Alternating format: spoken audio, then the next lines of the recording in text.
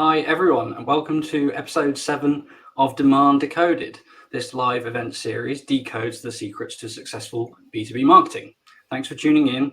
We appreciate you taking the time to be with us. And we're Blend, a B2B website and demand generation agency. Today, I'm joined by Jasmine, senior strategist and a certified UX designer at Blend, to talk about a topic that I really enjoy, which is UX, website UX. And we're going to share some killer tips for optimizing yours for your demand generation today. Feel free to ask your questions so that we can answer them as we go along. The questions we receive help to stimulate some really interesting conversations and hopefully provide you with some specific insight. So please do just put them into the comments and we'll discuss them as we go along. So to get us started, Jasmine, why don't we begin by explaining to viewers why it's important, nay, essential, to create an intuitive, effective website user experience in the first place? So, Phil, having a good website means that people who visit it get something out of being there. And if we have a really crappy website, people are going to leave again. And that's the complete polar opposite what we want to be doing when we create demand. We want to be able to capture and convert that demand.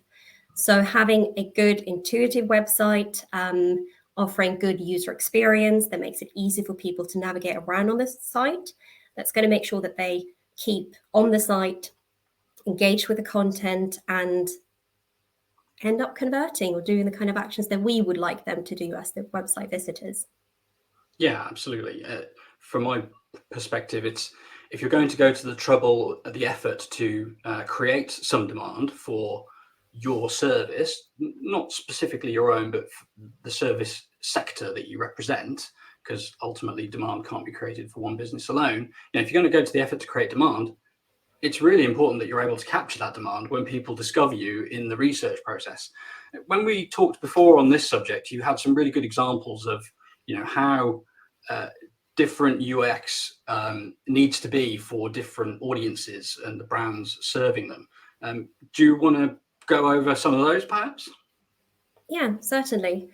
So I think one key thing to know is that when we are trying to engage with website visitors or users or buyers, when they're in the researching phase of trying to find what products and services they want to use and buy from, they are going to be comparing you with different competitors.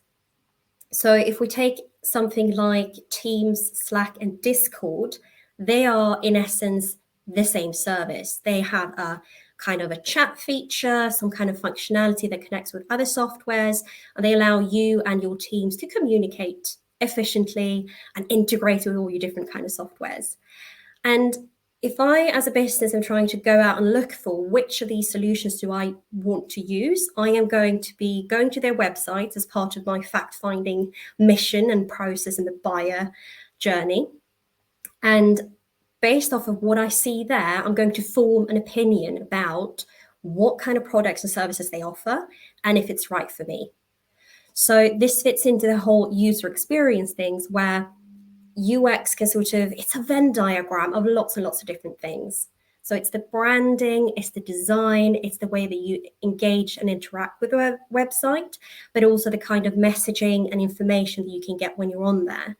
So anyone listening or joining in now, if you just open a couple of tabs and you go to those websites, so Microsoft Teams, Slack, and Discord, you're going to see that they are very, very different in the way that they present themselves, but the building blocks, so the very fundamental elements of how they present these pieces of information that's vastly different, is the same. So the user experience of being on the website and finding information is going to be essentially the same. And that's because as website visitors, we have very limited attention spans. I'm not going to go to one of these websites and try to figure out a very funky looking navigation or trying to find where I need to go to get the information I'm wanting. So having that user experience in mind, just saying that simplify things, make it easy for you to find the information, understand if this product is meant for you, that's part of the bigger picture of good UX. I think you've made some really interesting sort of ideas there about what user experience is in the first place, which is it's a very broad topic and it includes brand aspects, messaging, what information you present and how, in addition to the more detailed or technical oriented aspects of UX/UI, I suppose. And also the fact that intuitive is a key value within that, isn't it? Is that buyers, as they visit websites, seek intuitive experiences that they can instinctively pick up and operate, as opposed to something they've got to learn and figure out how to interact with. So it sounds to me intuitiveness is a key guiding principle when you're thinking about your website user experience, but uniqueness, or more accurately, suitability is a key value when you think about messaging and your brand. Definitely. So I think if we take another example and bring it offline, away from websites, it's still applicable to a website, and we think about hotels. So if we visit a Hilton hotel or Holiday Inn, the basic building blocks of what they offer and what you see and experience when you step into that lobby is going to be the same. You go up to reception area, you check in, you get your key card, go to the lift, elevator, and then go up to your floor and check into your room. That is going to be the same. It's the same building blocks. But when you're there, the branding and the design and all of those elements, they breathe and feel and give you different perception of what a stay at the Hilton or a stay at the Holiday Inn is going to be. So when we talk about UX websites, it's, again, I'm going to be reiterating this over and over again, basically, but it's the same idea where these basic building blocks should be intuitive. People need to know, they are going to know from previous experience where they should go look for the reception area or the navigation of the website, if you will. We don't want to offer them shocking surprises. We can have some slight deviation on the theme, but we wouldn't want to put a jack in the box in the middle of the lobby, for example, and say, go speak to their AI robot instead of a human, because people are not going to know what to do. Same thing with websites.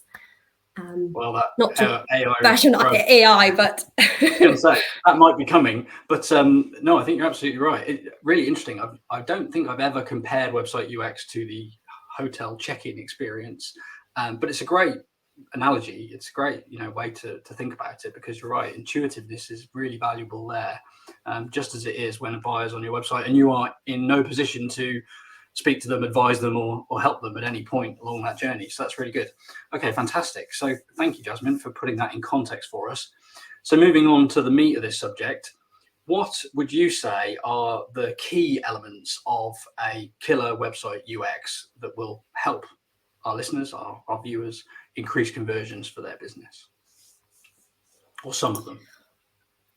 For some of them. So I'd say for me, everything starts with a purpose.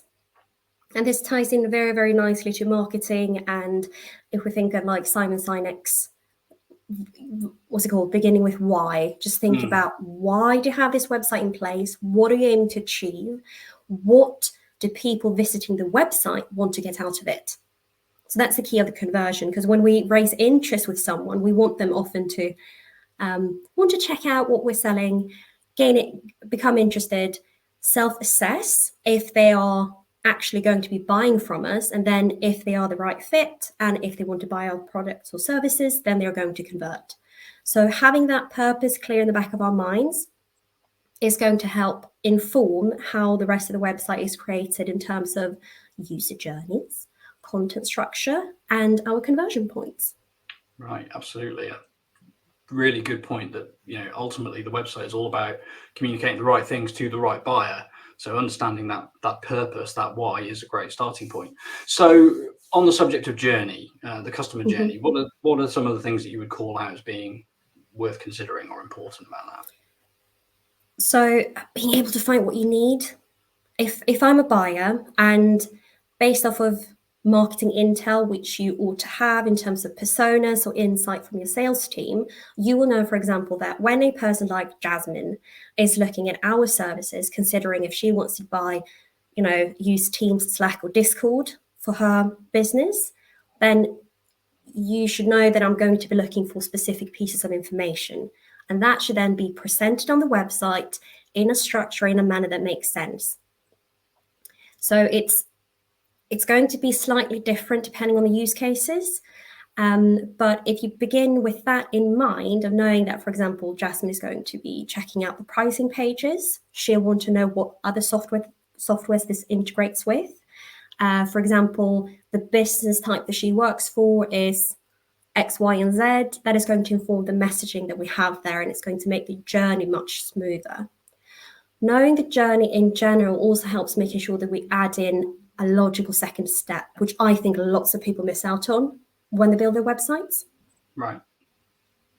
And with that, I mean is that we often create pages that we feel are necessary from an SEO perspective, or we need to present information for this industry, for this persona, but we don't have a clear purpose for that page.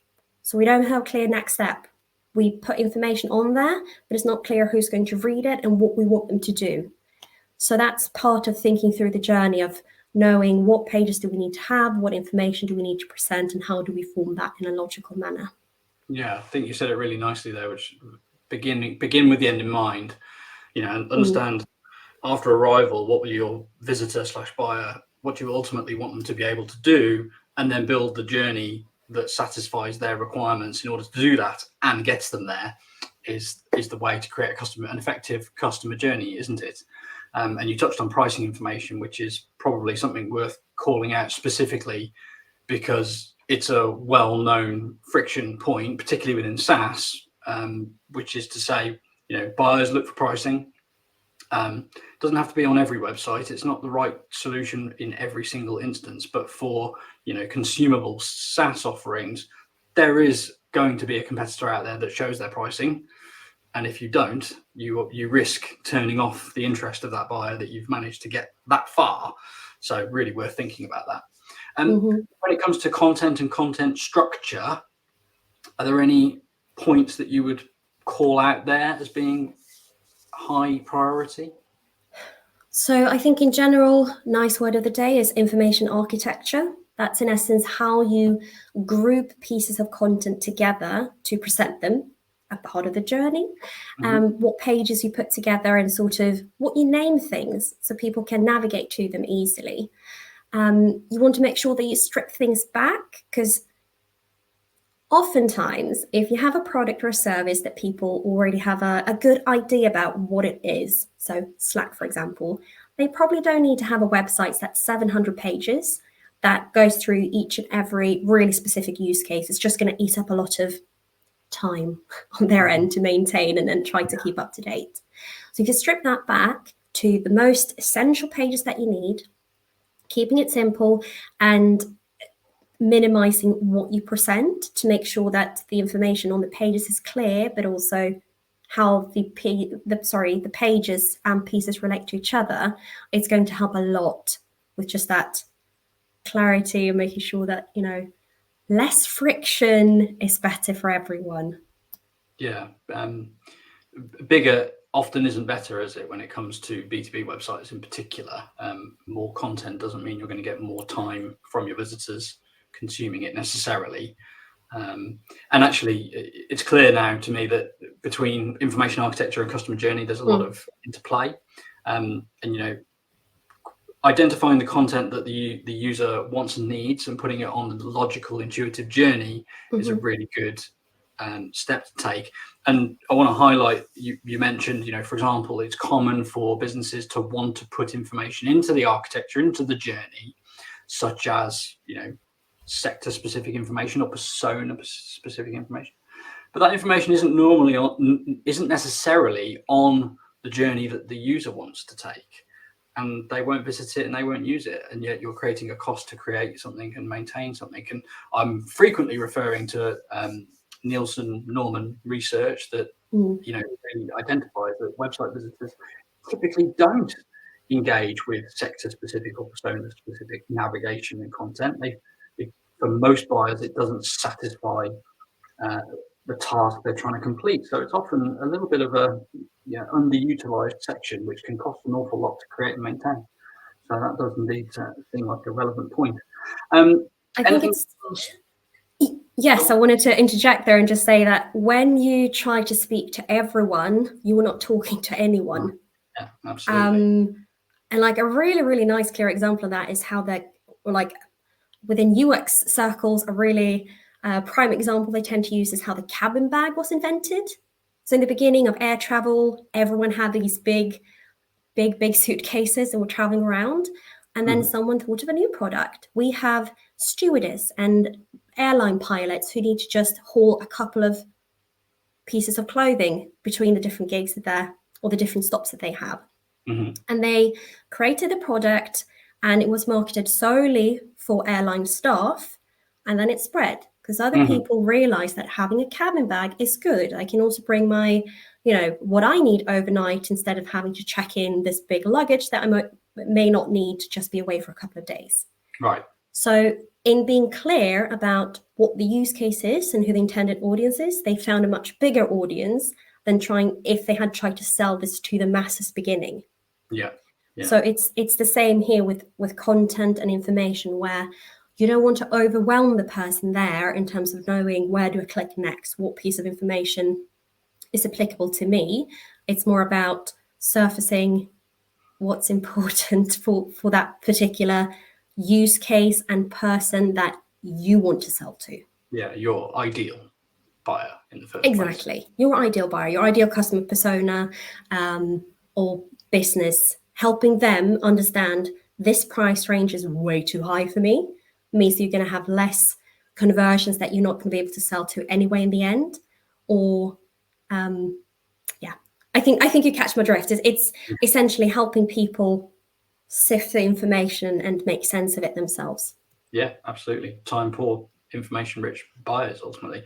So given that the goal in many cases is to get someone to convert, not into a top of funnel lead necessarily, but into someone with a high level of interest and qualification, any thoughts on conversions and calls to action, which are quite often synonymous with those?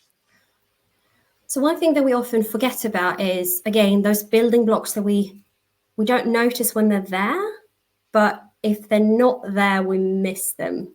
So in particular, social proof is one of those, where if you go to homepage, you will often find a cavalcade of logos. And that's a way of people showing that, we have these amazing other companies that trust us with their business, so you should as well.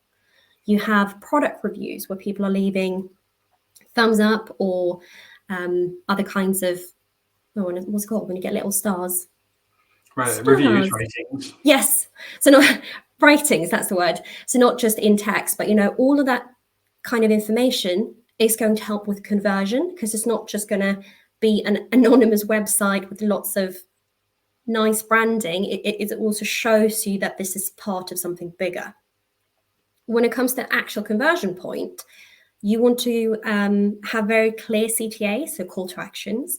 You don't want to just dump a big button in there that doesn't tell you what's going to happen or how you are converted when you click on it. So if you have a goal in mind where you want people to sign up for demos, for example, you need to be upfront and clear about that to your audience. You don't want them to feel tricked into having booked a demo with you when they think that they are signing up for something else. Yeah. So in general, it's utilizing those kind of, I don't want to say hidden elements because they're quite obvious, but helper elements like social proofs and other pieces that can help people convince themselves that, yes, this is something I should convert on. And for the actual conversion point, make sure that people understand what they can expect and then live up to that promise, because that all ties into a good user experience. It doesn't just end at the website. It all feeds back into the experience, really. Yeah, I agree. I've written about this before on LinkedIn and other places because I feel quite strongly about saying no to bait and switch CTAs, either intentionally or less intentionally. It's so important to, if you say book a demo, that what the page you take people to also says book a demo, and you then offer a demo. Nothing worse for conversions than flipping the script, as it were, in between that button click and that experience, which is to say you thought you were getting a demo, but actually you're getting a sales call, or you thought you were getting a trial, but you're getting a demo. It can happen if there is any discrepancy between what's offered and what's given, it can really harm the conversion rate of the website. And even though it's desirable in many cases to offer a slightly better than is really available call to action, it's counterproductive in the grand scheme of things. Honesty wins there. It's perhaps a little bit of a tangential topic, but we've already mentioned that UX is a very broad practice. What about the technicality of it, website performance, and the underlying technology piece? Briefly, because it's not the core topic of today. Anything on that particular subject? Yeah, definitely. So I think that people are very likely well familiar with Google's framework for usability. So in essence, you can just input your website to Lighthouse, or they've got some other tools. I just went out of my mind right now, but it will give you some feedback in terms of what the usability, the user experience of that page is. And from a technical perspective, we're talking basics like if I load a website and I try to click on a link, I don't want that link to suddenly shift because an image was loaded in its place and I click on something I didn't intend to. I am very impatient, and not just me personally, but most website visitors. So if the website takes too long to load, I'm going to assume there's something wrong, get out of there and go visit something else. Yeah. So all of this, again, can build frustration with a person who's on the website. So the best thing you want to do is offer seamless, smooth, effortless, frictionless, all those nice keywords that we like talking about when we talk about marketing as well, just to make sure that the website is there and serving me, and I don't have to think too hard or make an effort to interact with it. So it's important, it sounds, to choose a stack or a platform on which to build the customer-facing user experience that's aligned to your needs and objectives when it comes to user experience. And I think that's a pertinent topic today because one very popular CMS had implemented a good thing, a security update, if I've read correctly, but caused a lot of websites to suffer outages because the businesses that use them don't necessarily have the resources on hand to maintain that aspect of the total piece. So really important to look at your technology through the lens of your objective, not just what you're familiar with or you're knowledgeable about from a brand perspective. So but we'll leave that for another day perhaps. Okay. You've talked about customer journey and information architecture, content structure, which are two connected issues, and I think one of the main ways that they are exposed and presented to the website visitor, to the hopeful buyer of our product or service, is the navigation of the website. So actually, before we go on to navigation, just got a question from the audience, so I'm going to bring that up here. Let's see what we've got from Robert here. So, on the note of smoothness and frictionless, would animation support or negatively impact the user experience? Well, brilliant. We were going to talk about this a little bit later on, weren't we? But we can have a little segue into the topic of animations now. What do you think about that? Does animation help or hinder a good user experience that leads to conversions? So I'm a firm believer that you need something for people. So when you interact with a website, you want it to respond to you, not like a human. Again, not trying to bash AI, but I'm just saying it doesn't need to reply to you. You clicked my link. But we as users expect to be able to get some kind of visual feedback that what I've just done to the website sounds very mean, like I'm trying to hit it or something. But if I clicked a link or a CTA or clicked something in the navigation, I expect some kind of feedback to show me that you click this and now you've ended up on this page. In that way, I think that having animations or color schemes or something like that could be of real help, just to bring a little bit of life and flavor, and again, bring in the branding and the messaging as part of that. What can be troublesome is when you go overboard. So again, going back to the earlier, putting a Jack in the Box in the lobby of a hotel kind of example, if I say that you have to catch the navigation. It's a bunch of balloons that are going to go up, and then it's going to pop, pop, pop before you can click on the thing you want. That's way too much, and it's not going to be a nice user experience. But having animated elements on the website could certainly help liven what's happening as you're scrolling. But again, as long as it's not too much and overwhelming where you feel like you have to sit through a movie in order to actually take part of the next action. Do you know how about you feel about that, Phil? Yeah, I mean, it can help and it can hinder, right? And it does depend on how you apply it. And ultimately, there's animation that actually assists the user in understanding the website, like you say, the hover states, the click responses, and so on. Those are basically a good idea in most cases. And then there's the other extreme, which is, everything's moving and connected and part of one thing, which can actually, not only hinder the user experience, but also your editability and control of the website, internally.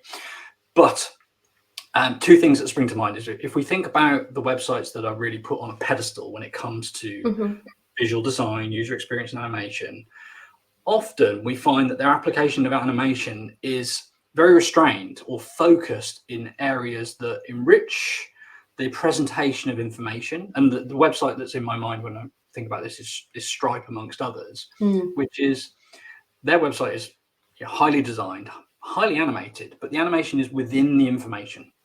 It's about making the information more digestible, more understandable. It's not about the experience being like a movie, like you said. So I think that tells us something about how they perceive the value of animation. And I was also rereading recently a blog post that HubSpot published when they redesigned their website some time ago now, but a lot of the findings hold true. And, they said that almost to their surprise, more constrained designs won when it came to variation testing for users' ability to understand the information and conversion. And so I think we also... No, I'm just going to interrupt you there. Now, I think we also have to realize the fact that people don't have computers good enough to handle websites that require lots of heavy loading when they have a lot of animation. So you get the technical bit in there as well. What probably is important to understand is that what we desire to do as marketers looking from the inside at our website quite often isn't aligned to what buyers want from it when they are discovering and researching solutions. So in answer to the question, thank you very much for it. It can do both. It can help or it can hinder.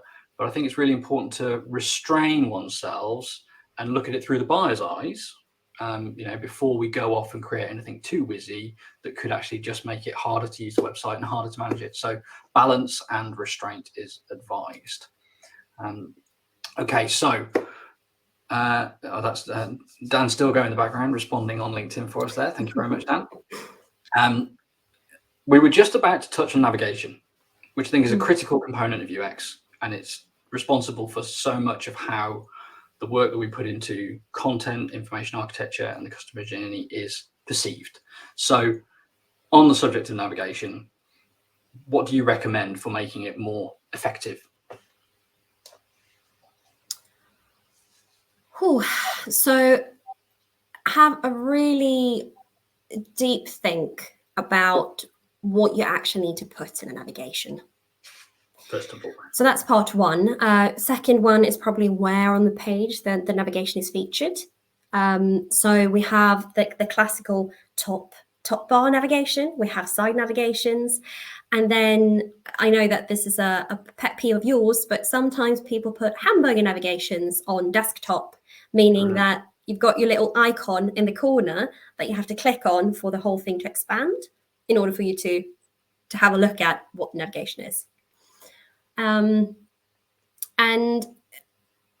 yeah, I'm not a fan of that kind of, it works well for mobile where you have limited space, but not on a desktop, because you want it to be easy for people to spot where the navigation is, make sense of the headlines that they're looking at. So they know that if I click contact, I'm going to be put through to a contact page.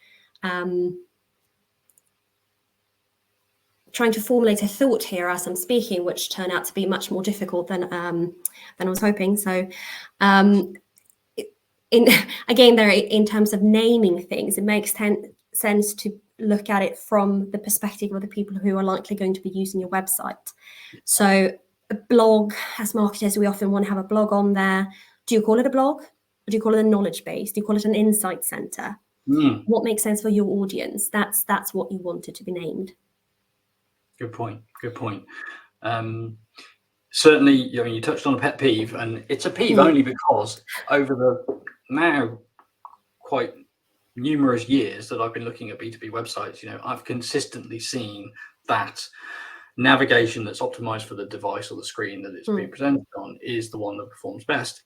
And while burger menus are a necessary compromise for a small mobile device screen, they are always outperformed when it comes to users navigating the site, going on the journey that you want them to, and finding the information they need by a traditional horizontal navigation menu.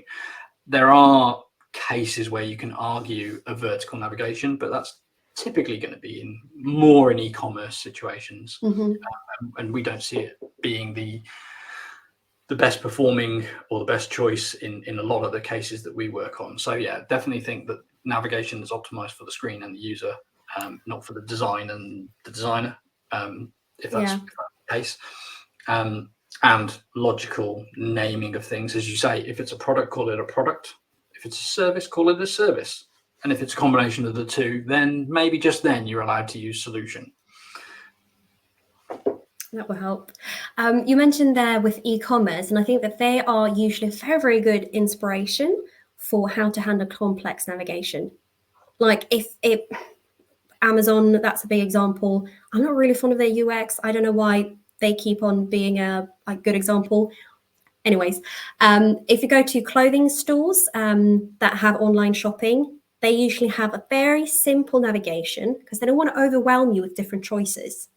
There's a women's section, a men's section, a children's section, and homewares. When you click on it, then it expands and gives you more choices to look at.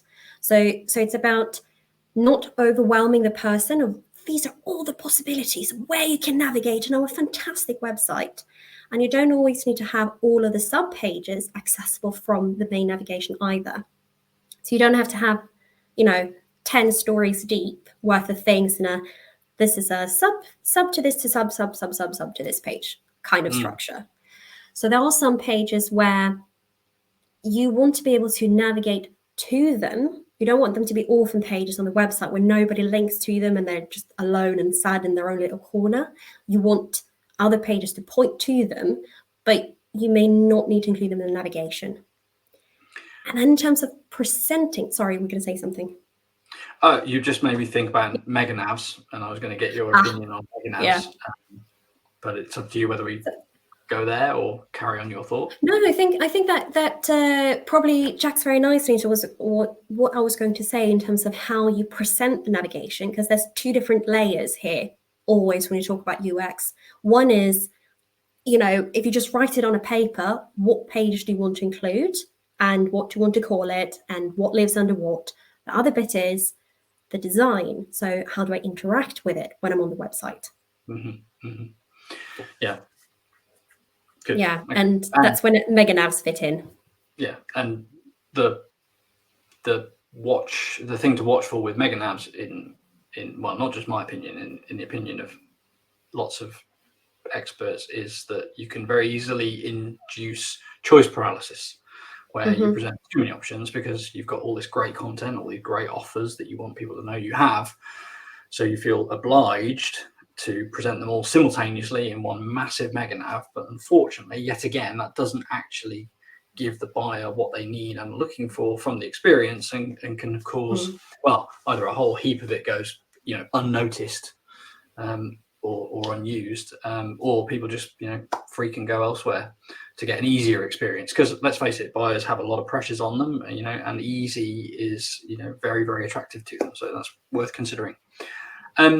So we touched on animation already, but looping back to that sort of topic, visuals, images, video, and the website user experience. Yes.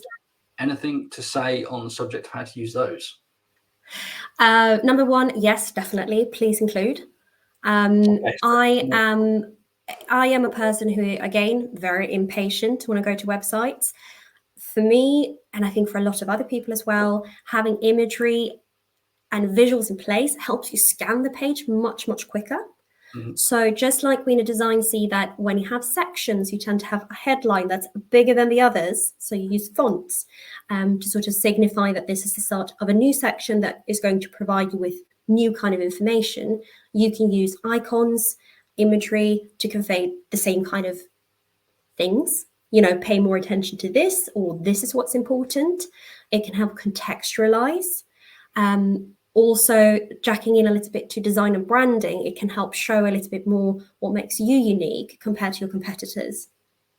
So, if we just look at three different websites that do the same kind of service, consultancy services, one goes very, very heavily on stock imagery. Maybe wouldn't have my trust because I don't know about them as business. The second one uses bespoke photography from their consultants, from their people that will give me a certain image of who they are. And the third one, using bespoke logos and icons, that's also going to give me a different kind of impression.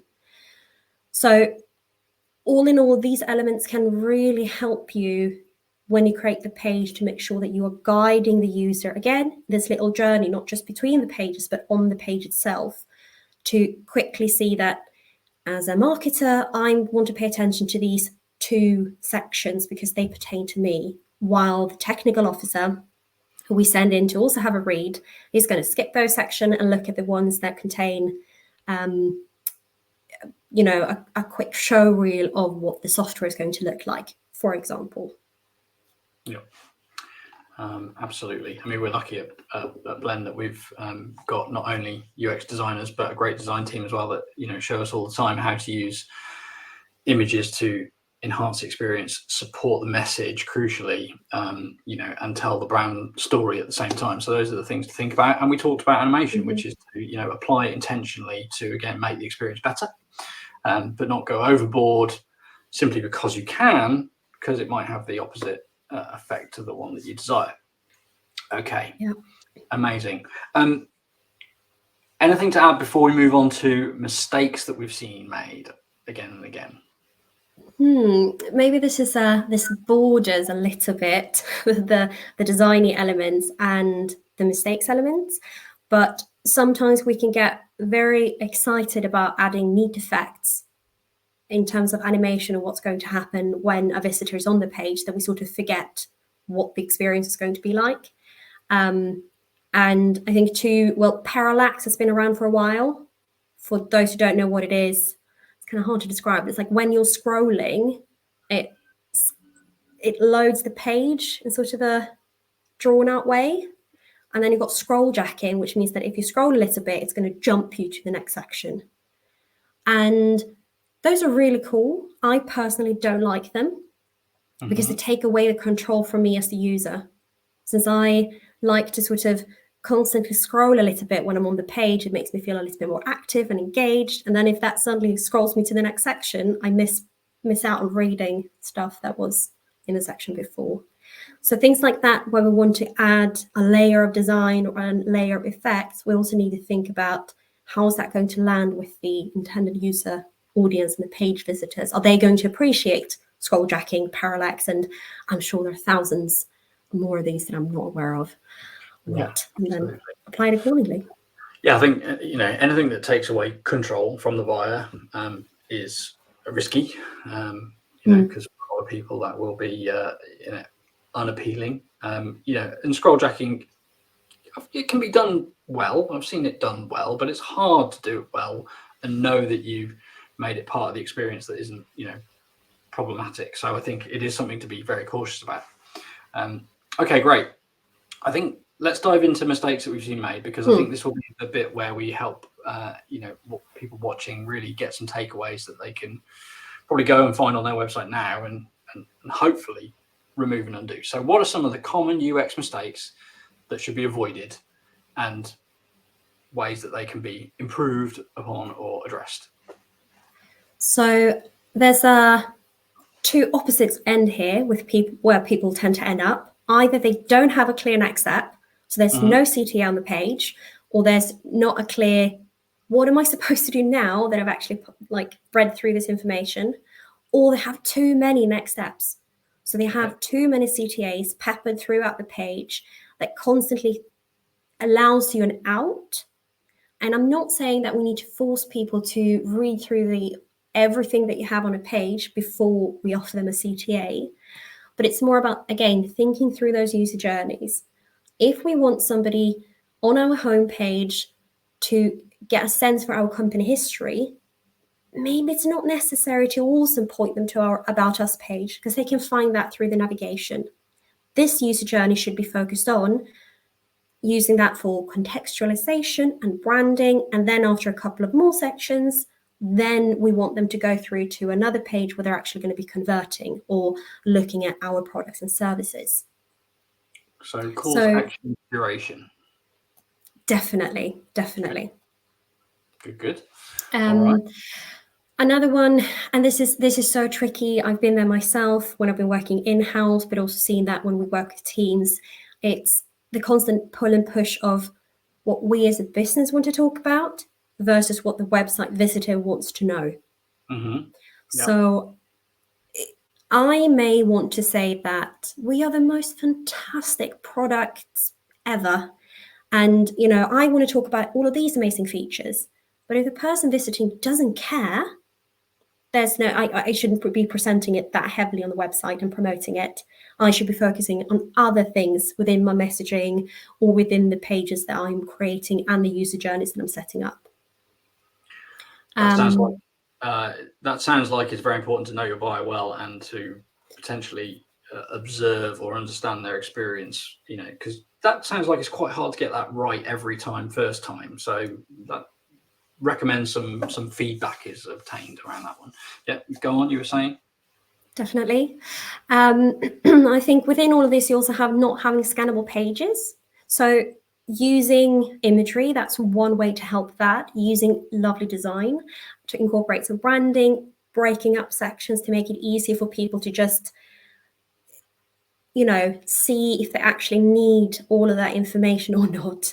And very, very quickly get a sense for, is this the kind of information I'm looking for before I'm actually going to dig in and read all of it. One thing we got into earlier, which is always being clear about what happens when somebody clicks something or do something. So when I convert on a CTA or I click on a CTA to go through my conversion points, is it a contact us form or is it a demo request? It needs to be clear so I know what to expect, because otherwise it can be quite jarring. Absolutely. Okey-dokey. Couple for me then, I suppose, which is I've got some, because I think that UX is easy to get right and even easier to get wrong, I suppose, which is to say, like we've already touched on, and things I've mentioned on previous Demand Decoded and in our blog posts and content on the subject, which is there are things that are so simple they're probably beneath the level of UX, but they're things that people should simply abandon now, which is sliders on their home pages. Sliders are bad. Sliders are bad for SEO. Sliders are bad for user experience. They dilute. Just to be clear, what do you mean when you say sliders? Are we talking the same language here? Get me to clarify. I'm talking about. Well, that's a good question. Now I've got to think. What is a slider? It is typically a homepage hero section combination of text and images, which is going to whiz and show the visitor 3 or, heaven forbid, more statements. These could be stories that are timely. They could be news elements from the brand. They could be offers that they have, depending on the where this brand operates. Or in most cases, they're just 3 different versions of the value proposition for 3 different audiences or something like that. But they are poor. The movement distracts the human brain, in an unstoppable way. The message doesn't get absorbed. It's diluted because it's said 3 ways for 3 different people. And so it's going to have a negative impact on the first visit experience, which is a critical one for your ideal customer before they go deeper into the site. So in essence, it's 3 CTAs in the space of 1. So it's the same thing that we've been saying, it needs to be clear who you're talking to. There needs to be a clear next step or conversion, and don't just muddle all of them, onto the same page, because that's going to be a little bit of chaos. Absolutely. So get rid of your sliders, get your value proposition clear and concise, and put it top and front and center. Say no to burger nabs on your desktop experience. There's no reason in most cases to go that route. And if you want people to find your content at deeper levels, understand your offering, and ultimately convert, then you should do the things that make it easier for them to do that. We talked about industries and vertical content. It's got very, very questionable value to the buyer, so think twice before you incorporate it into your project to create a website. And then a slightly sort of odd one, which I don't see a lot of evidence support for, but in our experience, or some of the experiences that I've seen, I've found that contact pages, as in the page that people go to when they click contact us, can be really quite poor performers in terms of generating, qualified can, will, buy type inquiries. They typically get completed more by people who are trying to sell you their services, and we're all familiar with those types of conversions. Which is frustrating. I've seen that when you get people to click a button and go to a contact page to tell you why they're contacting you, it can have a pretty poor conversion rate in terms of quantity and quality. Whereas making it possible for them to take that step, take that action elsewhere on the site, i.e. on the pages that stimulate the idea that they might want to get in contact with you, typically yields a far higher submission rate from that kind of form, and a far better quality. And I think the overarching goal of UX is to make it easier for the right buyer to take the right action.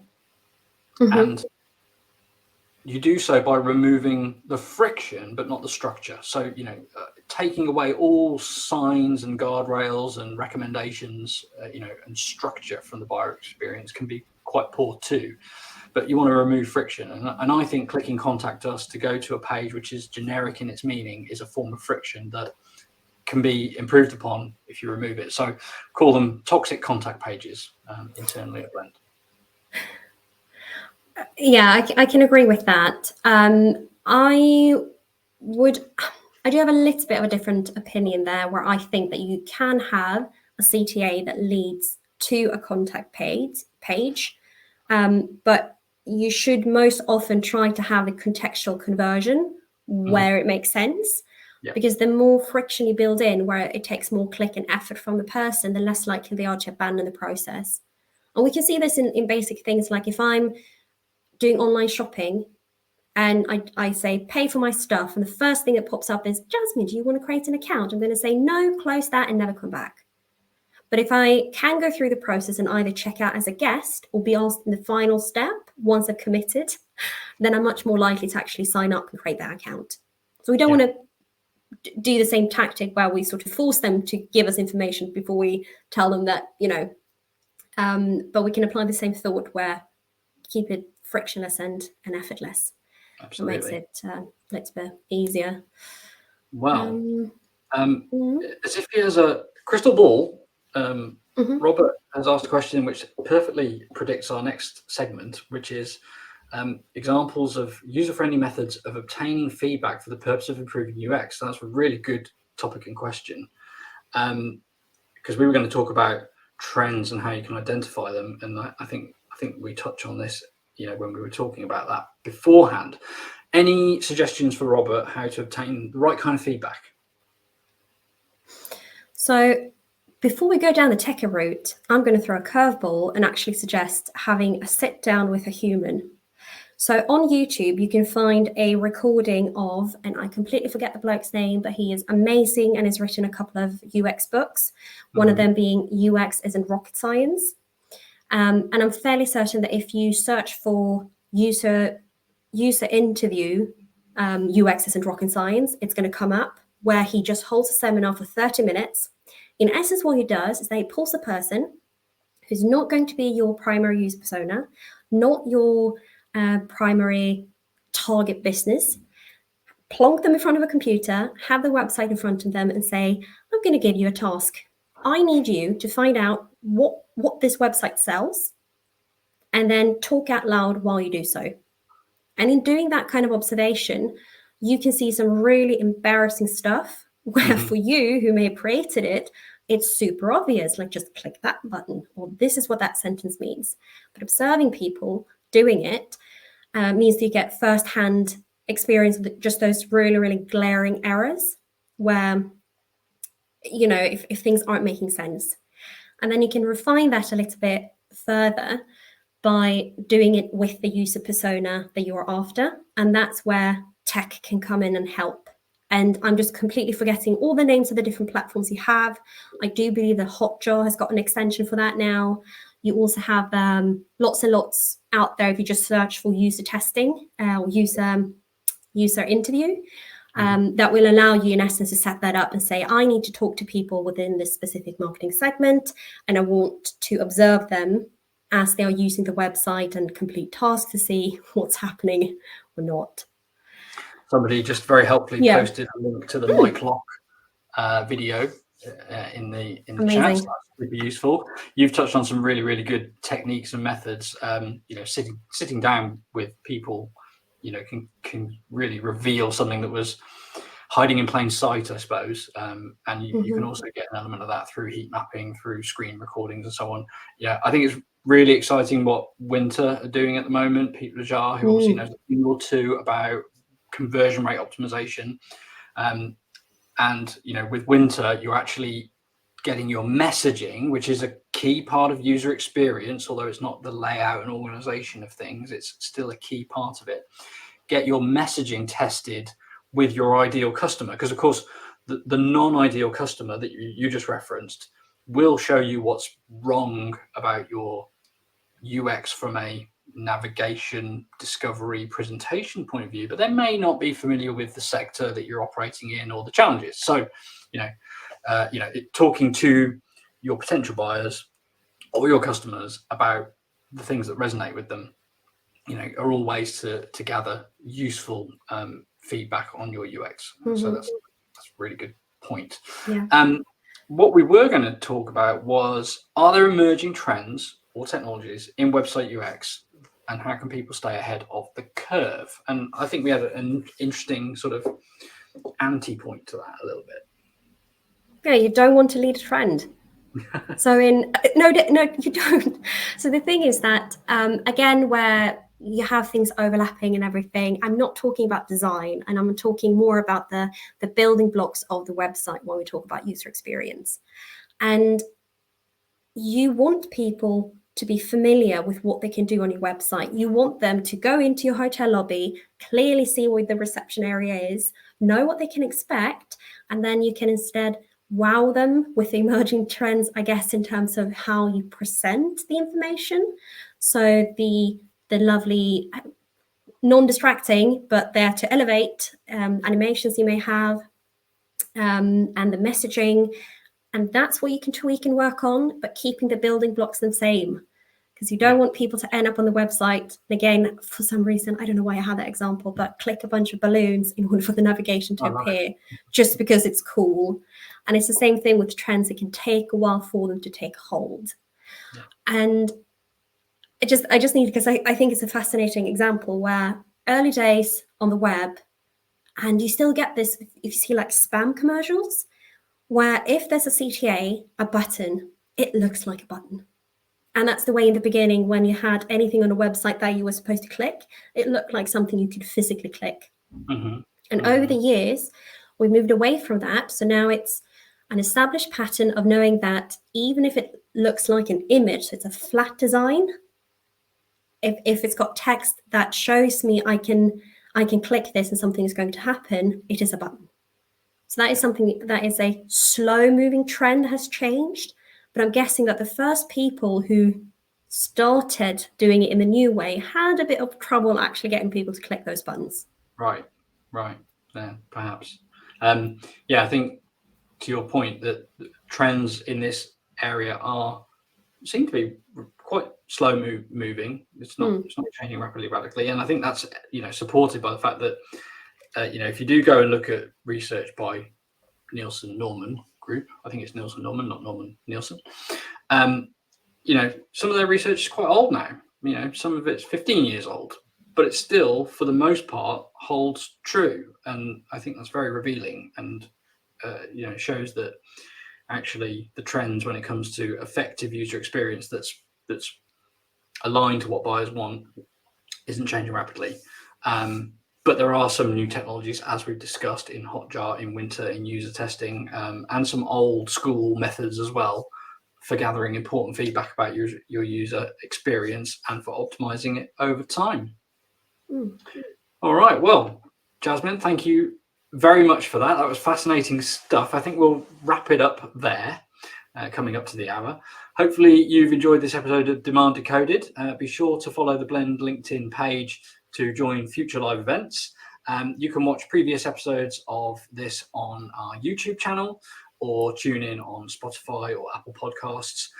Just search for Demand Decoded and you'll most likely find us. Thanks for tuning in, and see you next time. Thank you, everyone.